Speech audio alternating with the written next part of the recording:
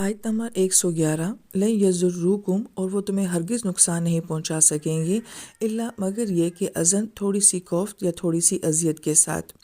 यहाँ पे ज़ुर का लफ्ज़ आया है। ज़ुर कहा जाता है ढीला हो जाना, जैसे कि इंसानी जिस्म के पट्टे ढीले हो जाते हैं जब फल या सब्ज़ी अंदर से नरम होनी शुरू हो जाती है, यानी ऐसी चीज़ जो कि अंदर से अपनी ताकत को खो देती है, फिर ऐसी चीज़ से आपको फ़ायदा हासिल नहीं होता है।